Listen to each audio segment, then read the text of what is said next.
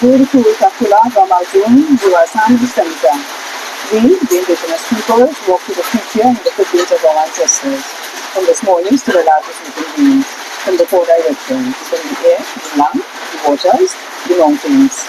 The Creator has placed us, the Indigenous Peoples, upon our mother, the earth. After that, indigenous policies and gods of this planet Tiamat, and this land Master Edi wa Alubera. I am Empress Hatshepsut, also known as Chiefess Rising Cobra, the Watet Chiefess. The Watet, as you all know, symbolizes divinity, sovereignty, divine protection, and royal authority on this land. We are the royal family of Kairi.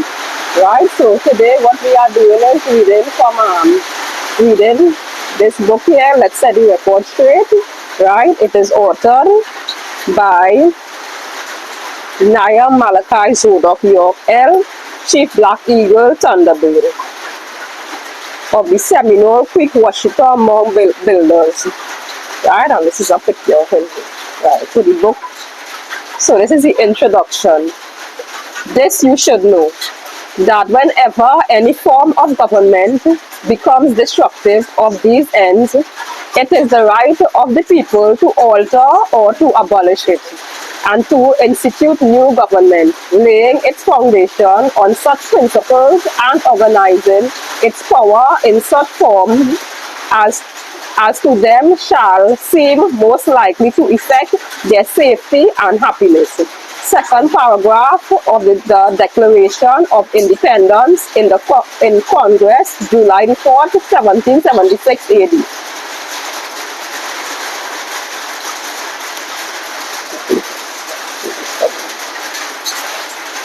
The purpose for this scroll is to set the record straight. This is only a portion from a scroll that is in the hands of those who are members of the Sacred Order of Imhotep. The name of the scroll is the Nuwbun Sacred Records of the Moors.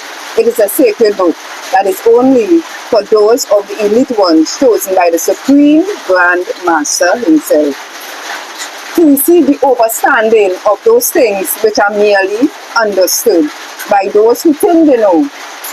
This portion was taken out for the mere reason that you must know who you are in this day and time. When so many leaders are talking about nation, sovereignty, inalienable rights, reparations, recognitions, and most of all the reclamations of who and what they really are, and from where they really came from. The contents within this scroll is a must for you to know. It is of the utmost importance that you have this knowledge. That is held within this excerpt from that great book.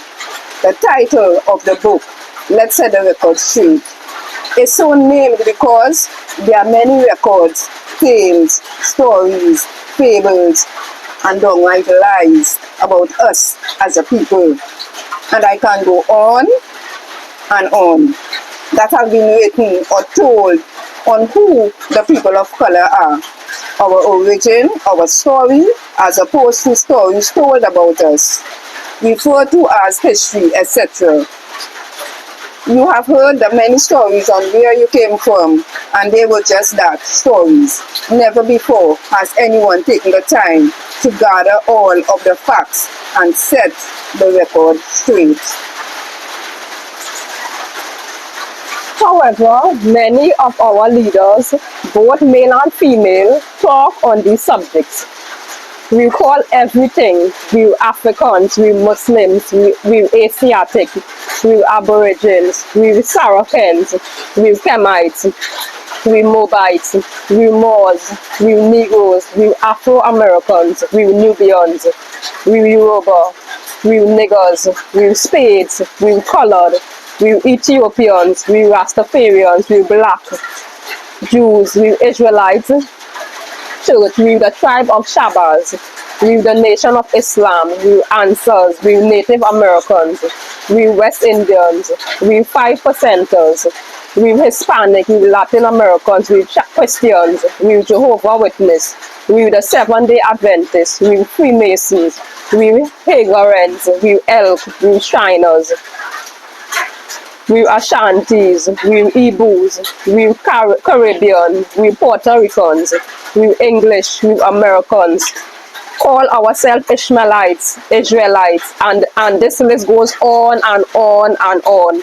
But when you begin to investigate each of these names and investigate the leaders and their knowledge of the language of the groups which they say they belong, you would find charlatans, hypocrites, and just downright foolies. They are starstruck. It's just another way of performing before a large crowd, feeling important, massaging their own egos. It's the look important syndrome, and you don't need that anymore. You need the facts.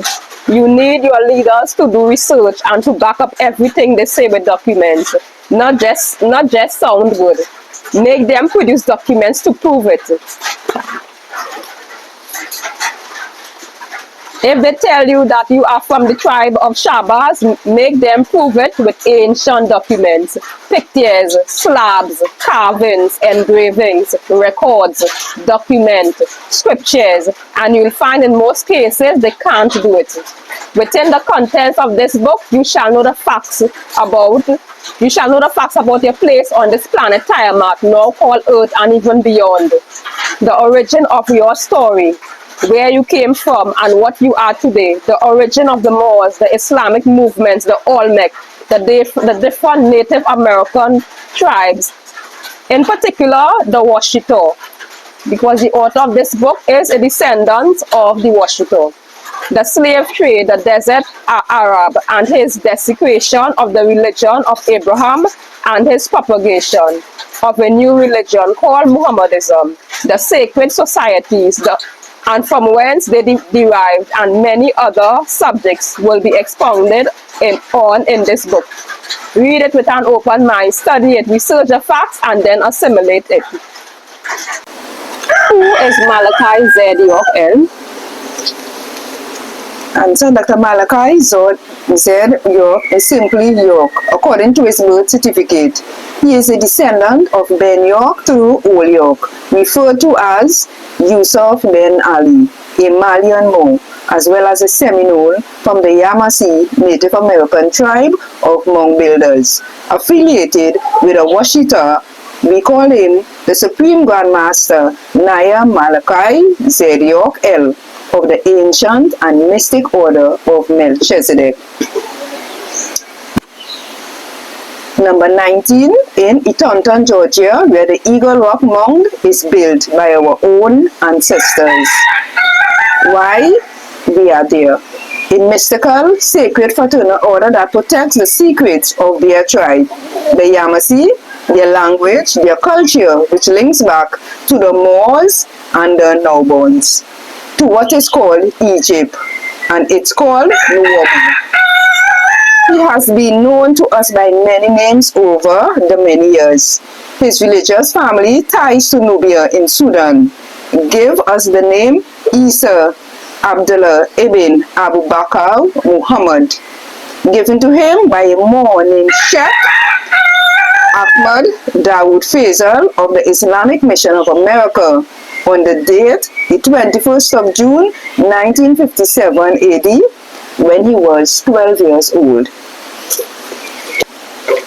And we have a question: who was Ben York? Naisut, who was Ben York? Answer: Ben York was the given name of the son of Yusuf Ben Ali, also called Abdullah ibn Ali, born 1756 to 1861 AD, and a Washu woman with a Moroccan father named Rauda Salim Idris, also known as Rose, daughter of Sharufa Salim Idris of the Idrisid dynasty, who was Moorish Malians, who came with one of the many ships that sailed over here from Africa by African navigators from Mali. Riding the African tide, or currents, the Idrisid dynasty were the first Arab rulers of the whole of the Morocco. They were the descendants of Bilal, son of Rabah and Hamama, an Ethiopian Moor born 551 to 641 AD. The Idrisid held power in Morocco from 789 AD to 926 AD. The Idrisid was succeeded by other dynasties, both Red Arab and Red Berber. Kenimet, what is the African tide or currents? Before the inventions of sails, Africans were able to sail the waters by learning of the tides and currents of the Atlantic and Pacific Ocean. There are two main currents running from Africa into America. They are the Guinea currents and the Canary currents. The Guinea current flows eastwards along the Guinea coast with frequent cycles out to the sea, where it joins the south equatorial currents. The Canary current flows southwards. The Guinea current flows eastwards along the Guinea coast with frequent cycles out to the sea, where it joins the south equatorial currents. The Canary current flows southwards along the coast of Africa to Cape Blanc or Cape Verde, depending on the season, where it splits.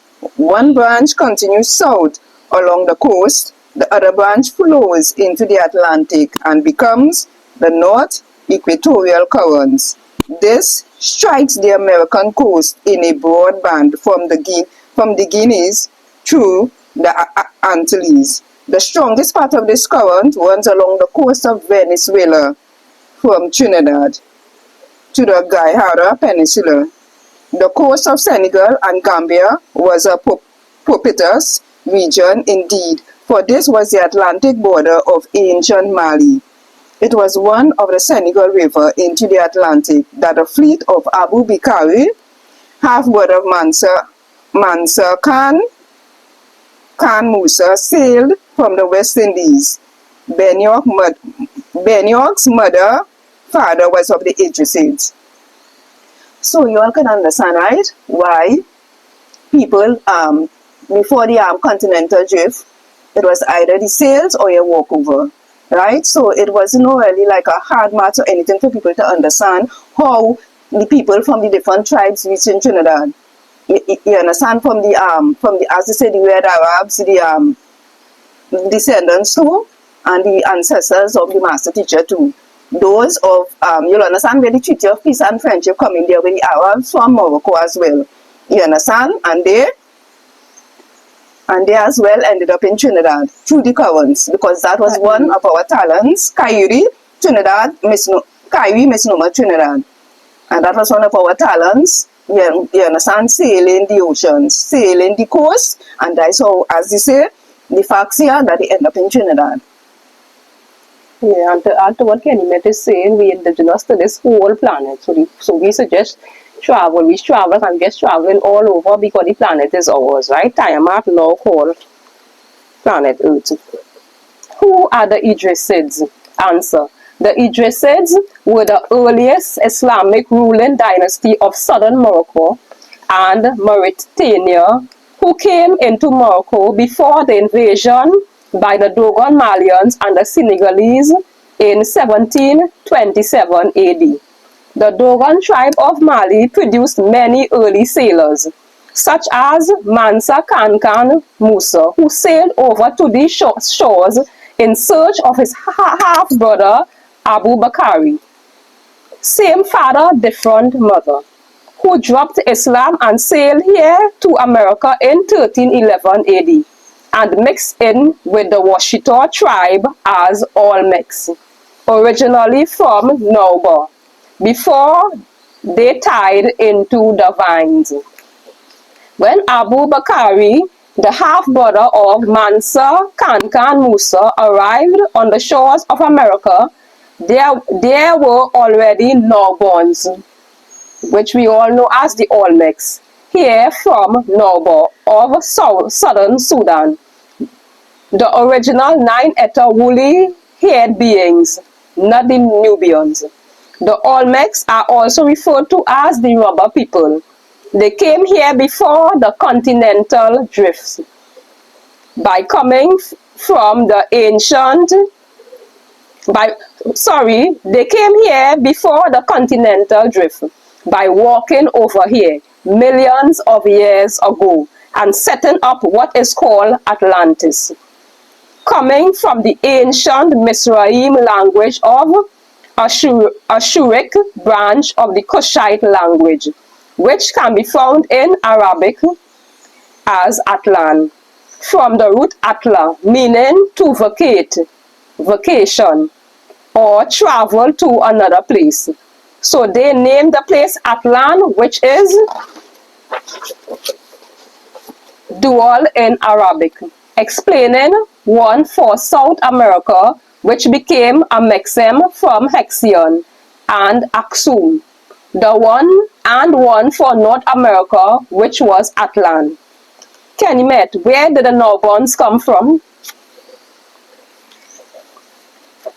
The Nuwbuns, Nubians, or Nubians came from Nubia, a country in southern Sudan which included Ethiopia, originally called Aksum, Uganda, and Kenya. They are the original 9-eta woolly-headed beings, descendants of the Anunnaki. In the Nuwbun language, Nuba is said to mean gold. And here you will see like pictures of the original, like our ancestors. The face look familiar? Watch my hair. The face look familiar? Now what? This is in reference to the gold that was put under their feet. This gold can be traced in Genesis 2:12, where it says the gold in that land was good. The word being used is zahab, not nub. There are many different words for gold in the dialects of Noah Seed. They are Bausha, Karut, Katam, Zagyud, Foz, and Zahab. As you can see, Nub is not one of them. The word Nub or Nub is the root word of Nabi, Nubians or Nuwabians. It means color inclining to black. In reference to the Nuwbuns, the kinky, woolly-headed people. When you look up the language of Nuba, you will see that it takes you back to a kind of Kushite dialect, which also includes the Hamites, the Tahites, and the Mizraimites, descendants of Noah and his sons. The original Nuwbuns migrated from the Persian Gulf up into Sumer and set up 7 kingdoms: Tilmun, Salam, Mu, Lemira, Kodesh, Nepo, Ashkolan, Algibulan. Some stayed while others migrated west to Egypt and set up 7 more kingdoms: Sipa, Kish, Kuta, Surupak, Uruk, Isin, and Iridu. Kish became Cush in the Bible after Noah's time. Put took over Libya. Cush took over Ethiopia and Sudan, and Mitzrayim took over Egypt. They also migrated over here to America and settled in what was then known as the land of the frogs. Who are the Olmecs and where did they come from? Naisu? Answer. The Olmecs are the original woolly-haired, dark olive-toned people who originally came from Nuwba of South and Central Africa. They walked over to America before the continental drift. The name Olmec was given to them by their children, the Aztec, many years after they migrated to America. The word Olmec means people of the rubber land. However, their original name is Nuwbuns, from the word Nub. Most historians say that they don't know the origin of the Olmecs, while some historians claim that the Olmecs existed in America during the pre-Columbian era. Kenimet, why were the Nuwbuns called Olmecs? The Nuwbuns were called Olmecs, dwellers of the rubberland, by the Aztecs, because when they migrated to America, they brought along with them the rubber trees. They uprooted these trees and planted them here in America. As mentioned earlier, the Nuwbuns walked over to America from Africa before the continental drift and became known as Olmec, rubber people. This is why when the Europeans came over, they saw that the natives were playing games with a bouncing ball made of rubber. The rubber was extracted from the trees that the natives call kukuku, a word meaning weeping wood, for the oozing fluid that came out of the trees. This fluid was systematically cultivated in pre-Columbian America, which is when the Olmec civilization existed. The Europeans took pieces of the gummy material back to Europe and tried to duplicate the water resistance product, such as shoes, coats, and capes of the native South Americans, and tried to duplicate the water resistance product, such as shoes, coats, and capes of the native South Americans. However, they were unsuccessful. The rubber samples that were brought back to Europe became merely a museum piece for the next 2 centuries. Rubber trees can be found in Central and South America, but mainly in Brazil along the Amazon Valley. Natural rubber trees can also be found in Central African countries, Liberia, Nigeria, and Zaire. Today, rubber is produced from a wide variety of plants, especially the Have brasiliensis, a tall, softwood tree native to Brazil, but also from species of Mabea, Maniha, Sapium, Fius, and others. Rubber is also produced from latex, which is produced from gum trees. These gum trees can only be found in Africa. This gum is called Arabic gum. It comes from a species of plant called acacia. The finest quality of Arabic gum is found in Acacia, Senegal, from which this gum got its name. A fine quality of gum, Arabic, is also found in the northwestern countries of Africa. One of these countries is Mali, which was just one of the countries that made up the Malian kingdom, where Abubakar II, also known as Bubakari or Bugari, and Mansa Musa ruled before sailing on the African tides over to the shores of America. What is the pre-Columbian era? Nice. Answer. Pre-Columbian era simply means before Columbus. This time period is any time before the 1600s. It covers the time span from 1500 BC to 1540 AD. This era is divided into 3 periods. The first being pre-classic or formative, which dates from 1500 BC to 300 AD. The second being the classic or florescent period, which dates 300 AD to 900 AD. And the third is the post-classic, which dates from 900 to 1540 AD. Kelimet, who was Christopher Columbus? Answer. Before I explain who Christopher Columbus is, you must first understand the meaning of his name. Firstly, Christopher Columbus was not of American or English descent, so his name would not have been in English. Originally, his name was Cristoforo Colombo in Spanish and Cristobal Colon in Italian. He took on the name Christian Columbus in preparation to come to the New World. What does the word Christopher mean? Answer. According to a comprehensive etymological dictionary of the English language, the name Christopher breaks down in 2 parts. Christo, from the Latin meaning Christ, and the for meaning bearer or carrier.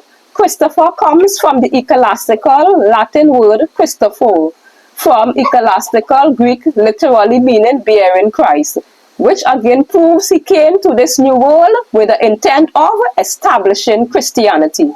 Kenimet, what does the word Columbus mean? The word Columbus, as found in the English language, comes from the Latin Columbus, meaning pigeon dove, which is a symbol used in Christianity as a symbol of peace. Who Who was the first person to come on land when Columbus reached America? Answer. Columbus was not the first person to come on land. The first person to come on land was a man named Pedro el Negro or Negrito, also called Mr. Peter the Nigger. Pedro el Negro was the admiral, meaning a high commander, and the head navigator of one of Columbus' ships called the Nina. There was a Nubian king found on the shores that greeted him. All of this can be found in the Columbus logs, but they will never reveal this information to you because it will be going against their history that a pale man discovered America. The statement that Christopher Columbus discovered America was coined because it is said that he led the way for the European explorers. The real truth is Diego Columbus and Christopher Columbus would have starved if it wasn't for Pietro el Negro, who fed them. It was also the same Peter the Nigger who was with Columbus when he went to ask Queen Isabella to support his trip. He had with him spearheads made with a combination of 4 different metals. The metals being gold, silver, copper, and brass. These spears ignited the Queen's interest, after which, considering the possible wealth to gain, she decided to support Columbus' trip. Make note that when Columbus came to the Indies, he encountered the rulers with the same spear tips as the ones of the Mandingo tribe given by Pietro the Negro, who were a tribe of Malians. They came over to America years before Columbus. Make note that the first tribe of Native Americans that Columbus encountered were the Taínos, also known as the Arawak. Columbus' voyage was a religious voyage. He came here with the intent of converting the indigenous people to Christianity. If you look at the meaning of his name Christopher, which according to the Comprehensive Etymological Dictionary of the English Language, Christopher is from the ecclesiastical Latin Christo and Phoros. Christo from Christ and Phoros from the Greek phoros, which means bearing, from pherin, meaning to carry. So Columbus was a Catholic Christian. Just look at his first name, Christopher Columbus. Christopher in Greek meaning bearing Christ. Columbus sailed to America on behalf of the Roman Catholic Queen Isabella of Spain. The fact of the matter is Columbus had to go around the country begging for people to finance his trip. The king of Portugal, from where he is from, would not support him, but rather stole his idea and sailed himself. Columbus then went to the Jews, the Seraphims, Moors, and they back and introduced him to Isabella, who did finance his trip. This country was invaded by Catholics first. All other forms of Christianity are cults. This is why the religions don't have to pay tax. They can become tax exempt. They are compared to an indigenous nation.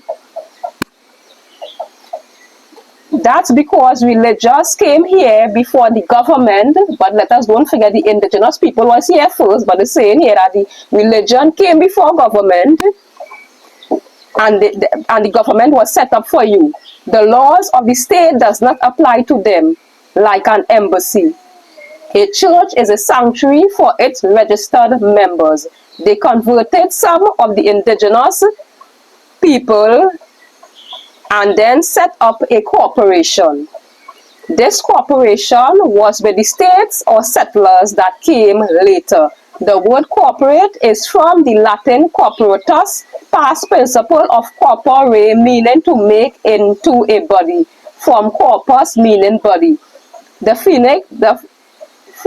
phonetics of the word corporate is very similar to the word corporation, which means the association of persons or businesses for common, usually economic benefits. It comes from the prefix co or com, which means together, jointly.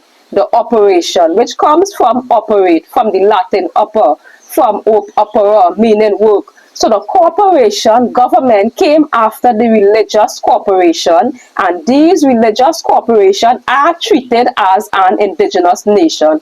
The state and the religious churches are two separate parties, and even though the church and state are separate, they were and still are working together.